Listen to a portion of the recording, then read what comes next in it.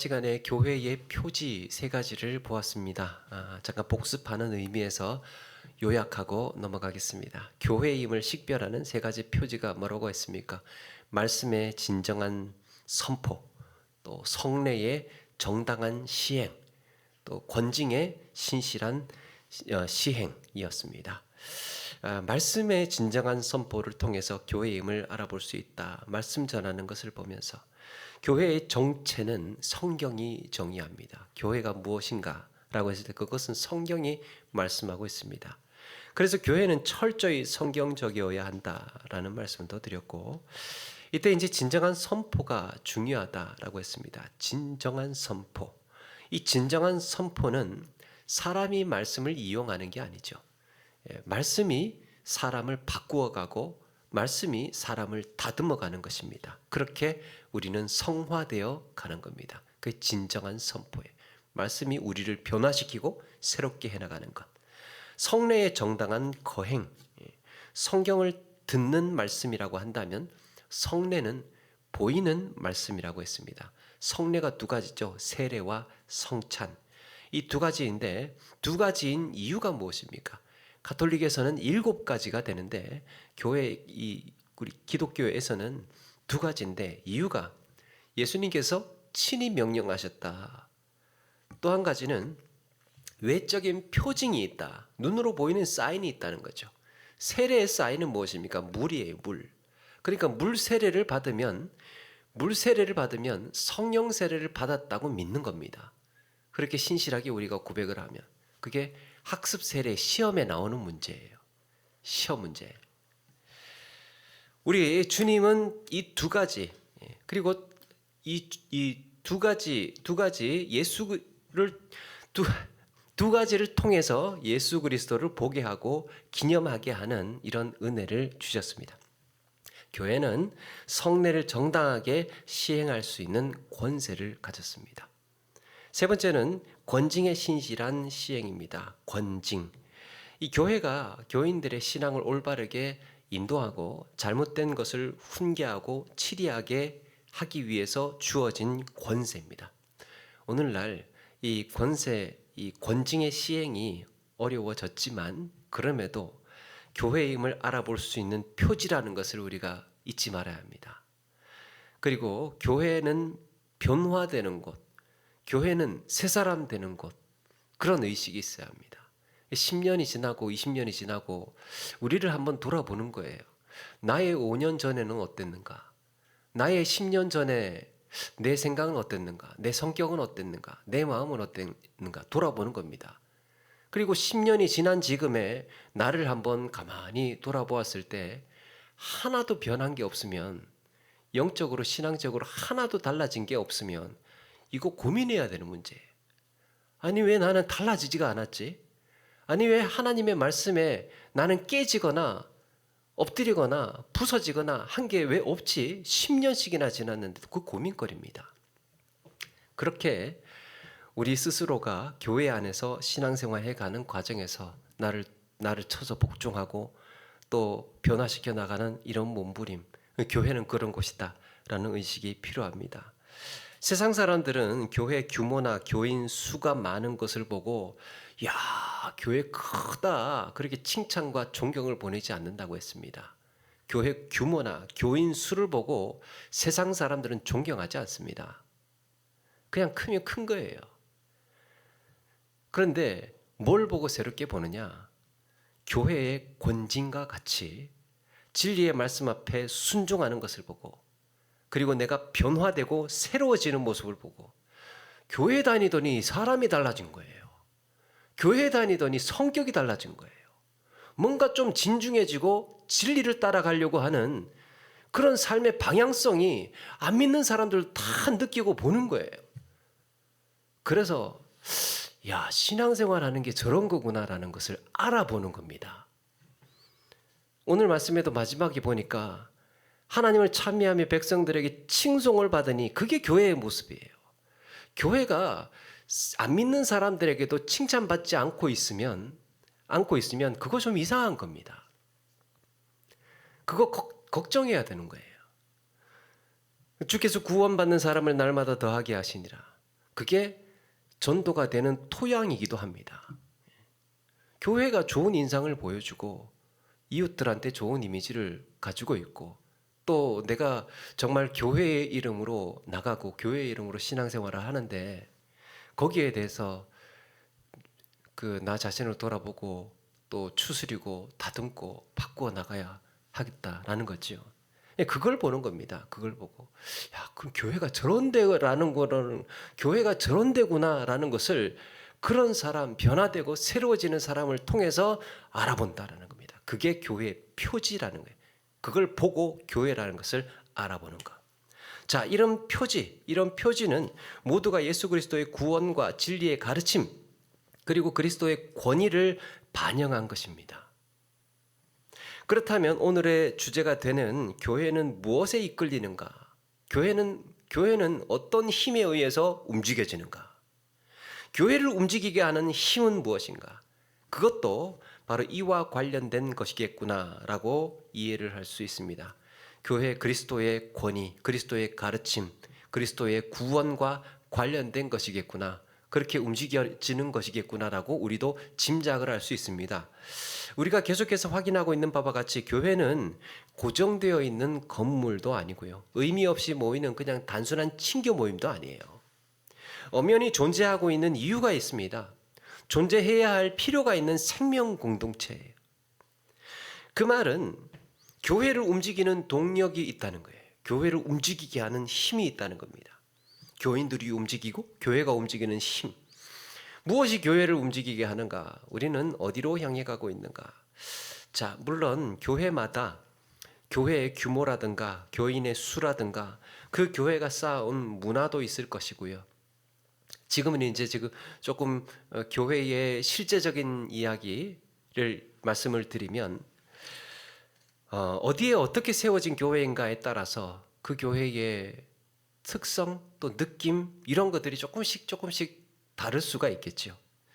그런데 각각의 형편과 처지에 따라서 세워진 교회라 하더라도 교회가 무엇인가, 교회의 주인은 누구인가, 우리가 나누고 있는 누가 세운 교회인가, 그리고 교회의 본질이 무엇인가, 무엇이어야 되는가. 아무리 다양한 교회가 존재할 수 있다고는 하더라도 결국에는 우리가 바라보고 흔들리지 말아야 할 그 방향성은 어디인가. 우리가 이런 문제들을 놓친다면 배가 기울게 되고 또 방향을 잃고 말 겁니다. 교회가 갈 길을 잃어버려요. 그래서 그동안 교회는 어떤 동력에 움직여 왔는지 그렇게 왔음직한 이런 이야기들을 한번 나누어 보려고 합니다. 이런 동력들에 의해서 치우쳐지거나 또 집착하게 되면 또 어떻게 되는지 함께 살펴보도록 하겠습니다. 대표적으로 세 가지 이야기할 수 있습니다. 첫 번째가 전통에 의해서 이끌리는 교회가 있습니다. 전통에 의해서. 이 전통은 하루아침에 이루어진 게 아니죠. 오랜 시간 흐르면서 다져져서 공동체에 이렇게 고착된 의식과 같은 거예요. 교회 성장학에서, 교회 성장 분야에서 교회를 인생 주기에 비유를 해서 이해를 합니다. 교회를. 이제 예를 들면 교회가 이제 세워지고 교회가 개척이 되고 한 5년 정도까지를 유아기라고 봅니다. 유아기. 그리고 5년에서 10년 그 정도를 이제 아동기라고 이해를 합니다. 한창 이제 아동기는 5년, 10년 한창 이제 성장하는 보통 대체적으로 그렇게 성장을 하더라는 거예요. 10년에서 20년 정도가 되면 청소년, 한 10년, 20년 정도가 되면 이제 청소년도 사춘기라는 걸 겪잖아요. 그러면 이제 교회도 마찬가지로 뭔가 약간 체질이 조금 변하는, 색깔이 변하는 것 같은 이런 새로운 비전이 등장을 하고 새로운 일을 뭔가 안 하던 일을 좀 시작을 하려고 하는 이런 추세들이 보이더라. 그렇게 이제 통계를 냈습니다. 20년에서 40년 정도가 되면 교회는 청년기에 접어듭니다. 어느덧 이제 20년, 40년 정도가 되면 어떻습니까? 교회 목사님도 바뀌게 되고 어느덧 리더십도 교체가 되고 이 청년이었던 사람이 장년이 되고 아이였던 사람이 이제 청년이 되고 이렇게 사역의 바통을 잇게 됩니다. 그리고 40에서 60년 정도가 되면 이제 성숙기입니다. 장년기 정도, 성숙기 정도가 되고 60년 정도가 넘어가면 노년기라고 해서 쇠퇴기에 접어든다고 말을 합니다. 다 그런 건 아닙니다. 그냥 이제 사람의 인생 주기로 이해를 하자면 이렇게 이야기해 볼 수 있다는 거예요. 근데 이제 제가 말씀드리고 싶은 것은 한 60년 이렇게 되고 나면 이쯤 되고 보면 자연스럽게 떠오르는 과제가 뭐냐 하면 신앙의 본질을 회복하는 거래요. 우리가 지금 신앙생활 잘 하고 있나? 교회가 우리가 걸어온 신앙의 길이 지금 잘 걸어오고 있나? 이게 지금 과제가 된다는 겁니다. 한 5, 60년 지나고 나면 신앙의 본질을 회복하는 것. 그래서 은연중에 이제 이런 것들을 의식하지 않고 신앙생활을 해오다 보면 어떤 말을 그런 교회에서는 자주 나오느냐 하면 우리는 늘 그래 왔어요. 우리는 지금까지 늘 그래 왔습니다. 누군가 뭔가 새로운 방식이나 새로운 생각을 제시를 하면 그렇게 해본 적이 없다는 거예요. 우리 교회에서는 그렇게 해본 역사가 없다는 거예요. 그렇게 해본 일이 없다는 겁니다. 그래 본 일이 없다는 그게 그래서 새로운 것, 새로운 생각, 새로운 방식을 제시를 하기가 참 힘듭니다. 언제나 부정적이에요. 우리가 가지고 있는 우리가 걸어온 길이 옳은 길이라고 믿고 있기 때문에. 전통은 오랜 시간 쌓아온 의식이기 때문에요. 이거는 아주 강한 힘을 갖고 있습니다. 전통이라는 거. 때로는 우리가 누구인지 아는 데에 도움을 주기 때문에 중요하다고 할 수 있습니다. 전통 참 중요합니다. 그런데 이 전통에 한 가지 맹점이 있어요. 전통의 맹점은 언제부턴가 어긋났을지 모를 의식이며 규칙들이 나중에는 그게 본질까지 집어삼킨다는 겁니다. 그러니까 처음에는 중요한 것이라고 생각하지 않고 우리 이렇게 하자.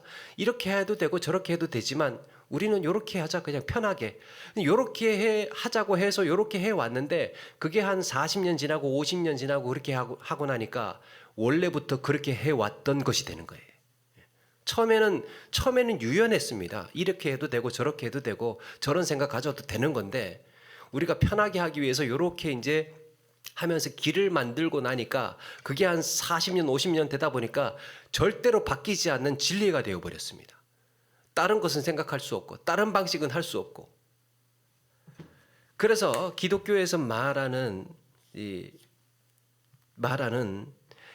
개혁 정신은요, 다시 성경으로 돌아가는 태도를 말합니다. 개혁이라는 건 앞에 뭔가 보이지 않는 모호한 안개 같은 것을 걷어내면서 일단 한번 돌진해보자, 일단 한번 나아가보자라는 게 아니고 뒤를 돌아보는 거예요. 진리의 말씀에 우리가 벗어나 있는가, 진리의 말씀에서 얼마나 우리는 이렇게 다르게 길들여져 왔는가를 우리를 살피는 겁니다. 그렇게 개혁해 나가는 겁니다. 진리의 말씀으로. 아멘입니까? 좀 해주세요. 아멘. 시간이 흐르고 나도 모르게 길들여진 습관이 있어요. 오랜 시간 신앙생활을 했는데 나도 모르게 길들여진 나의 습관이 있습니다. 그런데 나는 이게 편하고 옳은 것인 줄로 알고 있어요. 그런데 50년 전쯤, 40년 전쯤으로 되돌아가서 나를 다시 한번 되짚어 보면 꼭 그렇게 하지 않아도 되는 것이었습니다. 그런 것이 우리 나름대로 각자의 신앙의 삶 속에 있다는 겁니다. 나도 모르게 옳다고 생각하는 이런 것들을 말씀에 비추어 보고 돌이키고 끊임없이 다듬어 나가는 겁니다. 그게 개혁 신앙이에요. 그래서 기독교인은 아까 제가 인생 주기로 말씀을 드렸는데 5세까지 10세에서 20세까지 20에서 40년까지 그렇게 인생 주기로 말씀드렸는데요. 이렇게 개혁을 계속 우리가 스스로가 변화되기 위해서 개혁을 계속 한다면 그리스도인은요, 죽을 때까지 청년입니다. 아멘입니까? 청년이라고 하는데도 우리 그리스도인은 죽을 때까지 청년이에요. 말씀 앞에 언제든 변화될 수 있는 태도를 갖는 겁니다. 이런 마음가짐을 가진 성도들이 모인 교회라면요, 그런 교회는 100년이 지나도 200년이 지나도 영적인 젊음을 유지하는 거예요. 말씀 앞으로 되돌아가려고 하고, 지금 당장이라도 내가 하나님 말씀에 새로운 것을 발견하고 깨달을 수 있다면 내가 그 앞에 얼마든지 엎드리고 순종하고 달라지게 노라는 이런 태도를 가지고 있다면 그 젊은 사람입니다. 젊은 청년. 그래서 그런 의미에서 교회는 젊어야 됩니다. 그런 의미에서. 근데 교회가 젊다, 교회가 젊어야 된다, 교회는 젊다라는 말은요, 저는 그렇게 이해합니다. 교회가 물론 젊은 사람들이 많으면 좋지만 꼭 그런 것만이 아니라, 교회가 젊다는 말은 나이가 젊어서 젊은 교인들이 있어야 교회가 젊은 것이 아니고, 나이와는 상관없이 이런 청년 정신을 가진 성도들이 있다면 그런 교회는 젊은 교회인 줄로 믿습니다. 그들이 새벽 이슬 같은 주의 청년들이에요. 하나님을 어떻게 나이로 우리가 계산을 해볼 수 있겠습니까? 하나님의 나이를 어떻게 짐작을 할 수 있겠습니까? 하나님은 나이가 없죠. 영원하신 분이기 때문에. 그런데 하나님 앞에서는 우리는 모두가 다 어린아이 아닙니까? 100살이든 200살이든 다 하나님 앞에서는 어린아이들이에요. 그런 태도, 하나님 앞에서 내가 그런 마음으로 청년 정신으로 나아가는 것. 그 한 가지 덧붙이자면, 그렇다면 전통은 필요 없다는 건가? 아니죠. 앞에서도 잠깐 말씀드렸듯이 전통은 우리가 누구인지를 아는 데에 매우 중요한 겁니다. 우리가 누구인지 아는데. 여러분, 한국 교회는 대체로 보수 신앙의 토양에서 성장했습니다. 보수 신앙의 토양에서. 이 말은 뭐든지 보수적인 태도를 가지라는 말이 아니에요. 어떤 경우에든지 보수적인 입장, 보수적인 태도, 마음 자세, 그런 이야기가 아닙니다. 여기서 말하는 보수는, 기독교에서 말하는 것은 전통적인 성경 해석을 믿는 거예요. 전통적으로 해왔던 그 전통적인 성경 해석을 우리가 지키는 겁니다. 그 전통적인 성경 해석이라는 게 뭐냐? 성경은 틀림이 없다라는 거. 성경의 무오성. 성경은 틀림이 없다. 예수님은 하나님이시지만 사람이시다. 완전한 사람이다. 동정녀 탄생이라는 것. 그리고 삼위일체 하나님. 그리고 예수님께서 대속의 죽음과 부활이라는 것. 성경에서 그렇게 가르치고 있는 성경의 전통적인 해석. 그리스도의 구원의 유일성. 그러니까 개혁 교회의 전통 속에서 읽어왔던, 해석해왔던 그 진리를 지켜 나가겠다는 믿음이 교회에서 말하는 보수라는 거예요. 그래서 신앙 보수는요, 성경이 하나님의 말씀이고 이런 진리가 어떤 경우에서든지 변하지 않는다는 것을 믿는 겁니다. 여기서 우리가 제가 말씀드린 거에 대해서 이해를 다실 분 안 계실 거 아니에요. 안 계시잖아요. 그러니까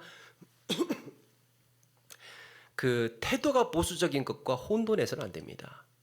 태도가 보수적인 것과. 그리고 두 번째, 제가 정치적인 이야기 한 거 아닙니다. 그 다른 거예요. 두 번째, 영향력 있는 개인에 의해서 이끌리는 교회. 영향력 있는 개인 한 사람 한 사람에 의해서 이끌리는 교회. 교회 공동체가 어느 정도 지속되다 보면, 교회가요, 사람이 이렇게 모인 곳이다 보니까 거기에서 어느 정도 지속이 되다 보면 목사님이든 장로님이든 혹은 권사님이나 집사님이든 누군가가 한 사람이 영향력 있는 사람이 생겨지게 마련입니다. 그래서 집사님 어떻게 할래? 권사님 어떻게 할래? 저렇게 한다는데 어떻게 생각해? 이렇게 서로 물어볼 수 있잖아요. 영향이 있는 그렇게 되는데 뭐 그래도 되는데, 그런데 그게 너무 과해서 교회가 그런 한 사람에 의해서 움직여지는 겁니다. 그 한 사람의 생각이 뭐냐에 따라서 교회의 다수의 생각은 다 묵살되고 어떻게 결정이 되든 다 뒤집어질 수 있는 그런 경우들이요. 우리는 그렇지 않지만 그런 경우들도 심심치 않게 일어나고 있습니다. 한 사람의 영향력에 의해서. 조금 극단적인 예를 들어보자면 제가 들은 얘기인데요. 어떤 교회에 그랜드 피아노가 있는데 이제 어느 날 목사님이 딱 보니까 저게 그랜드 피아노가 크잖아요. 그래서 저게 저 위치에 있으면 될 게 아니고 좀 이쪽으로 좀 옮겨놔야 되겠다 싶어가지고 시켜서 옮겨놨대요. 같이 이렇게 도와달라 그래서 그렇게 해서 옮겨놨는데 그 다음 주에 그 피아노를 기증하신 집사님이 난리가 났습니다. 내가 사다 놓은 피아노 옮겨놨다고. 그래가지고 다시 제자리로 부랴부랴 갖다 놨대요. 아니 어디 내가 사놓은 지금 피아노를 지금 거기다가 그렇게 옮겨놨다고 그러면서 난리가 나가지고 문제가 돼가지고 그럴 수 있어요. 그런 문제가 안 일어날 것 같죠. 일어납니다. 그런 경우도 있어요. 교회 커튼을 했는데 교회 옛날에는 이게 길잖아요. 그럼 교회 커튼을 쫙 해놨어요. 권사임직 기념으로 10년이 지나도 못 바꿔 그거 20년이 지나도 못 바꿔 그분이 하셨기 때문에 그런 경우 있어요. 그래서 이분이 고민을 하다가 이거 어떻게 해야 되나 고민을 하다가 어떤 분한테 물어봤답니다. 이래저래 해서 피아노를 갖다 놨는데 그런데 이제 어떻게 하면 좋냐고. 진짜 어떻게 하면 좋아 진짜. 그래서 어떻게 하면 좋냐고 물어봤더니 그분이 하시는 얘기가 그러면 일주일에 3cm씩만 옮기라는 거예요. 3cm씩 그렇게 옮기라고 그러더랍니다. 여러분 교회라는 조직은 이 세상에 없는 묘한 속성들이 있어요. 세상에는 없는 참 교회라는 데가 묘한 속성들이 있습니다. 교회는 민주주의로 움직이는 데는 아니잖아요. 민주주의가 아니고 성도가 주인이 아니고 그리스도가 주인이라는 거 우리가 다 알고 있잖아요. 그래서 교회는 사실 신본주의. 교회의 권세는 하나님으로부터 시작이 됩니다. 그리고 그게 하나님의 말씀이고 하나님의 뜻이면 그렇게 해요. 그런데 이게 매번 하나님의 뜻이 무엇인지 다 알 수는 없지 않습니까? 그때마다 정말 요런 사항까지도 이게 다 하나님의 뜻인 것을 알면 우리가 정말 입 다물고 하나님의 뜻이란다 그러면서 다 순종하고 따라할 텐데 그게 일일이 낱낱이 조그마한 것까지도 성경에 다 나오지는 않잖아요. 그래서 목회자의 역할도 중요한 것이고 성경적인 원리에서 나오는 견해를 신뢰하고 존중해 주는 면도 있죠. 그런데 그것도 부족해서 교회는 회의라는 걸 거쳐요. 회의. 그리고 투표를 합니다. 이거는 민주적인 방식이에요. 민주적인 방식을 동원하는 경우도 있습니다. 모두가 다 아름답게 합의를 하고 다 거기에 순종하고 거기에 박수를 치고 자 우리 그렇게 하자. 내가 조금 뜻은 다르더라도 나하고 조금 마음은 좀 다르더라도 거기에 같이 동의하자. 다 그렇게 민주적인 절차라는 게 있습니다. 그런데 이 모든 절차를 뒤집을 수 있는 힘이 교회 안에서 특정 개인에게 있다? 그만큼 위험한 교회가 어디 있습니까? 그렇게 서로 다 의견을 합치고 합의를 하고 언제는 또 서로 이게 투표까지 하고 그렇게 했는데 거기에 순종이 되지 않고 그걸 뒤집을 수 있는 힘이 누군가 특정한 사람에게 있다? 그만큼 위험한 교회가 없어요. 그거를 뒤집을 수 있는 존재는 하나님뿐이에요. 그 누구도 교회 안에서 그런 역할을 할 수가 없습니다. 심지어 목회자조차도. 어떤 분이 그럽니다. 목사님이 그거 다 하시면 되잖아요. 목사님 할 수 있잖아요. 하려면 할 수 있잖아요. 아니 목사라도 못하는 건 못하는 거예요. 못하는 건 못해요. 하려고 들면 할 수는 있겠지만 하는 순간 양심은 끝장나고 질서 무너지고 그동안 가르쳐왔던 설교해왔던 말씀 이게 다 거짓말이 되고 자기 부정하는 꼴이에요. 한두 번 그렇게 할 수는 있다 쳐더라도 그렇게 하는 순간 그러니까 그런 것들을 이게 질서가 아니고 또 서로가 공감한 것이 아니고 그래서 누군가 한 사람이 특정한 사람이 내가 힘을 가지고 있다고 해서 그걸 억지로 그걸 또 요구해서는 안 된다고 생각합니다.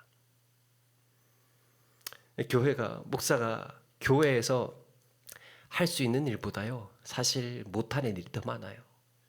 제가 교회에서 내가 할 수 없는 게 더 많습니다. 누구도 교회에서는 주인 행세를 할 수가 없습니다.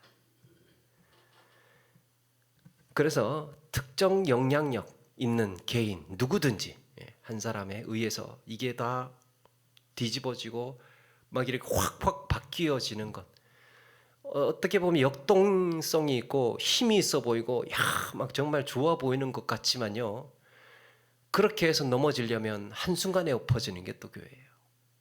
그러니까 모두가 같이 책임의식을 가지고 한 발 한 발 서로 의논하고 상의하고 한 발 한 발 그렇게 조심스럽게 같이 나가는, 조금 늦더라도 그런 교회여야 된다. 하나님의 뜻에 의지하고 하나님의 뜻에 또 순종하고 따르겠다는 그런 마음으로. 그래서 조금 늦더라도 안전성은 더하고 좀 더 안정적이고 그리고 좀 더 힘이 있고. 세 번째, 반대로 교회는 어떻게 움직여질 수 있느냐? 비신자의 요구에 의해서 끌려가는 교회들이 있습니다. 안 믿는 사람들, 전도 대상자들에 의해서 끌려다니는 교회가 있어요. 어떤 겁니까? 한 사람이라도 교회 더 나오게 하려고 교회를 바꾸는 거예요. 한 사람이라도 더 예수 믿게 하려고 교회를 바꾸는 겁니다. 굉장히 좋아 보이잖아요. 세상 사람들이 뭐에 관심이 있는가에, 뭐를 원하는가에 관심을 두는 겁니다. 당연히 안 믿는 사람들을 전도하기 위해서 그들의 관심이나 필요를 파악하는 일은 당연한 일입니다. 교회도 이런 것들을 잘 참고해서 전도에 활용해야 되죠.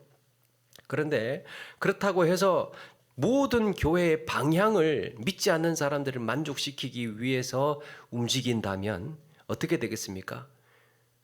그렇게 자꾸 내주고 빼앗기고 내주고 그렇게 흘러가고 치우쳐지다 보면 나중에는 복음을 잃어버려요. 단순히 지역을 돕는 섬기는 일에만 치중하다 보면요, 어느새 그런 경우에 조금 극단적인 얘기를 하면 자산관리 특강을 하고 교회에서 부동산 전망과 투자 계획에 대해서, 장수 비결에 대해서, 인간관계 성공 비법에 대해서 물론 할 수는 있어요. 물론 할 수는 있지만 그게 주류가 되어서 그렇게 치우쳐져 있다는 거죠. 있으면 위험하다라는 겁니다. 교회 예배 시간에도 그런 것들이도록 성공주의가 설교 시간을 주도를 하게 되고 주제가 되고, 인생 성공 비법, 잘 사는 법, 오래 사는 법, 그것이 우리에게 주제가 되고 그냥 세상 살아가는데 유익한 내용들로만 교회에서 채워진다면 나중에는 복음이 뒤로 밀려납니다. 성경의 메시지를 내가 이 땅에서 잘 살기 위한 수단으로만 쓴다면 예수님의 시대의 무리들처럼, 예수님 시대의 무리들이 그랬습니다. 필요 없다 싶으면 언제든지 떠날 준비가 되어 있는 사람들. 나 병 고칠 수 있을까? 주님께서 나한테 떡 좀 주실까? 재미난 구경할까? 기가 막힌 것 내가 한번 이렇게 기적들을 한번 볼까? 그래서 수많은 사람들이 때같이 그렇게 예수님을 따라다녔다니까요. 그런데 어떻습니까? 필요가 없다고 판단되니까, 자기 문제가 해결이 되니까 싹 사라지는 것이 무리입니다. 교인들을 늘릴 목적으로 비신자들의 요구에 끌려가다 보면 어느새 교회다움이 그렇게 사라지게 될 것이다. 교회는 사람이 바뀌는 것입니다. 사람이 바뀌는 것. 내가 안 바뀌고 교회가 달라지고 교회가 내 입맛대로 맞추어 줬으면 하는, 그거는 그거는 따르겠다는 것이 아니고 교회를 이용하고 교회를 편의 시설 정도로 생각을 하는 것 밖에 더 되겠습니까? 교회에 오면 신앙생활을 한다는 건 내가 달라지겠다는 거잖아요. 내가 바뀌겠다는 거잖아요. 사람이 복음 앞에 변화되는 것입니다. 그게 교회예요. 그래서 교회는 진리의 말씀이 훼손되지 않고 교회의 거룩성을 지키는 고민을 끊임없이 해야 하는 것이고, 세속적인 요소가 무엇인지를 잘 분별해서 건강한 교회로 세워나가도록 애써야 할 줄로 믿습니다. 그 밖에도 또 재정에 의해서 끌려다니는 교회, 돈이 재정적인 것이 참 이 부담이 돼서 정작 해야 할 거를 하지 않고 나중에 어떻게 될지 모르니까 지금 챙겨놔야 하는 뭐 이런 갈등, 그 속에서의 일어나는 재정적인 문제로서의 갈등. 또 어떤 교회는 1년 내내 행사만 해요. 행사 위주의 교회. 결과는 어떻게 되든지 상관이 없는데 일단 일들은 그렇게 행사를 그렇게 많이 합니다. 행사를. 그러니까 내가 지금 뭘 하고 있는지를 행사만 하다가 지금 내가 뭘 어디로 가고 있는지 이런 것들을 잃어버리게 된다는 겁니다. 정작 교회가 해야 할 일에 대해서 놓쳐버리고 교회가 뭘 하는 곳인지 잃어버리기도 한다는 거예요. 그래서 교회는 교회가 존재하는 존재의 목적이 이끌리는 교회여야 합니다. 재정적인 문제도 아니고 행사도 아니고 또 안 믿는 사람들에 의해서 휘둘리는 것도 아니고 전통에 의해서 휘둘리는 것도 아니고 어떤 특정한 사람에 의해서 그렇게 교회가 이리저리 휘둘리는 것도 아니고 교회가 존재하는 그 존재의 목적에 의해서 움직여지는 교회여야 된다. 성경에서 가르쳐주고 있는, 말씀하고 있는 그 존재 목적에 의해서. 그 하버드 출신의 어떤 서울대 교수님이 이런 이야기를 합니다. 그분이 이분이 하버드 나왔는데 이 세상에 꼴통 대학이 4개가 있대요. 꼴통 대학이 4개가 있답니다. 그게 하버드, 스탠포드, 또 옥스포드, 캠브리지 4개랍니다. 아니 이런 학교들이 뭐가 꼴통이야. 세상에 왜 그러냐? 지금도 그런 대학들을 보면요, 이 수백 년 동안 같은 학과를 고집을 하고, 그러니까 학과 이름이 안 바뀐다는 거예요. 수백 년이 지나도. 시대가 지금 바뀌었으면 그 시대에 맞춰서, 그 시대에 발맞춰서 학과도 새롭게 신설하고 막 진짜 신선하게 막 새로운 것들도 배우고 새로운 이름도 생겨나고 그러고 있는데, 아니 그런 내 학교들은 수백 년째 지금 같은 이름 같은 학과를 고수하고 안 바꾸고 있다는 겁니다. 아직도 옛날 그 플라톤, 아리스토텔레스 그러고 있고 아직도 그 이야기하고 옛날 고정문학 얘기하고 있다 그러는 거예요. 그러면서 하는 말이 인문학을 제대로 배운 학생이 변하는 시대에 새롭게 더 잘 적응하고 창의적인 아이디어를 낸다는 걸 그 학교들은 알고 있다는 겁니다. 그러니까 본질적으로 배워야 할 것이 무엇인지를 알고 있다는. 어떤 경우를 보면 정말 나도 없던 학과들, 저런 학과도 있었나 싶을 정도로 그런 학과들이 새로 신설되고 새롭게 생겨나잖아요. 근데 배우는 것은 원래 배우던 거 사실 그대로 배우는 경우가 많지만, 그런데 여기에 이런 학교들은 그걸 안다는 거예요. 시대가 변해도 내가 알아야 할 것이 무엇인지, 가르쳐야 할 것이 무엇인지, 그게 토대가 되고 기반이 되면 세상은 아무리 변해도 창의적인 아이디어를 낸다는 거예요. 여러분, 저는 교회가 그래야 된다고 생각합니다. 시대에 맞춰서 세상 닮아가고 시대의 요구에 휩쓸려서 그렇게 바뀌어가면서 교회의 가치를 바꾸어간다면 언젠가는 교회는 사라져요. 교회의 교회됨은 잊어버려 갈 겁니다. 교회의 존재 목적을 붙드는 겁니다. 교회는 왜 이 땅에 세워지는가? 교회의 본래 존재하는 이유는 무엇인가? 나는 왜 신앙생활을 하고 있는가? 나는 교회를 다니면서 5년이 지나고 10년이 지나면 어떤 목표를 가져야 되는가? 그냥 시간이 되면 정기적으로 왔다 갔다 할 것인가? 아니면 그날 그때그때에 주어지는 말씀이 지난주와 다르다는 것을 기억하고 내가 오늘은 뭘 가져가야 될 것인가? 나는 오늘 뭐를 한번 깨뜨리고 나를 한번 부수고 새로워져야 할 것인가? 그 진지한 고민을 매 시간마다 우리가 해야 될 필요가 있다는 겁니다. 지킬 것은 지킬 줄 알아야 변화하는 세상을 도울 수가 있습니다. 교회가 바뀌지 말아야 할 것은 바뀌지 말아야 됩니다. 그래야 변하고 있는 세상을 붙들어 줄 수 있고 잡아줄 수 있고 도와줄 수 있죠. 시대의 필요에 도움이 될 수 있는 교회. 이 시대에는 어떤 것이 필요한 것인지 우리는 그 자리에 우뚝 서 있어야 붙들어 줄 수 있고 도와줄 수 있습니다. 같이 흘러가는 것이 아니고. 세상은 이렇게 흘러가고 있어. 세상이 요즘 트렌드는 그런 거야. 요즘 세상 사람들은 다 이렇게 생각을 해. 그거 못 따라가면 조금 뒤처지는 것 같고 그런 거야. 그렇게 해서 우리가 흘러가고 쫓아가고 막 아둥바둥 세상 따라가듯이 그렇게 살아갈 것이 아니라는 겁니다.